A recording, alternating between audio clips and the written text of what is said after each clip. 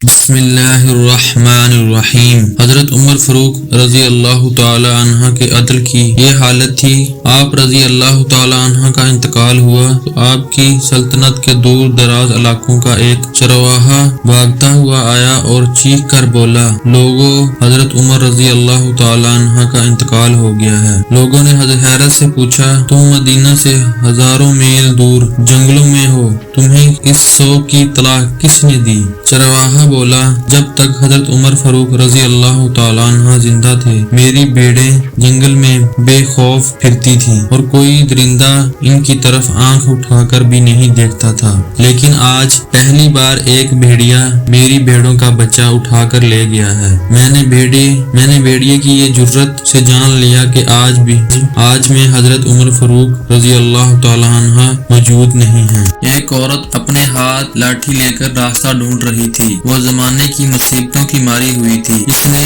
حضرت عمر بن خطاب رضی اللہ تعالیٰ عنہ کو، جو لوگوں کے درمیان کھڑے تھے، رکا اور ایک طرف لے گئے۔ حضرت عمر بن خطاب رضی اللہ تعالیٰ عنہ اس کے قریب ہوئے، اس کے کاندھے پر ہاتھ رکھا اور اپنا کان اس کی طرف لے گئے۔ حضرت عمر رضی اللہ تعالیٰ عنہ نے کافی دیر تک ان کی نفیس آواز کی طرف کان لگائے رکھے اور اس وقت تک انفراس نہیں کیا جب تک اس کی ضرورت پوری نہیں ہوئی۔ اس کے بعد جب حضرت عمر بن خطاب رضی اللہ تعالی عنہ کی واپس آئے، ان لوگوں کی طرف واپس آئے جو کافی دیر تک کھڑے ہوئے ان کے انتظار کر رہے تھے، تو کسی آدمی نے کہا، اے امیر المومنین، آپ رضی اللہ تعالیٰ نے فرمایا کہ تیرا ناس ہو جائے، جانتے ہو بھی یہ بڑھیا کون تھی؟ اس وقت اس آدمی نے کہا کہ میں نہیں جانتا۔ حضرت عمر بن خطاب رضی اللہ تعالیٰ نے فرمایا کہ یہ وہ خاتون ہے جس کا شکوہ اللہ تعالیٰ نے ساتواں آسمان پر سنا، یہ خولہ بنت سلبہ ہے رضی اللہ تعالیٰ عنہ۔ خدا کی قسم، اگر وہ رات تک میرے پاس سے واپس نہ جائیں، میں بھی ان کی ضرورت پوری کرنے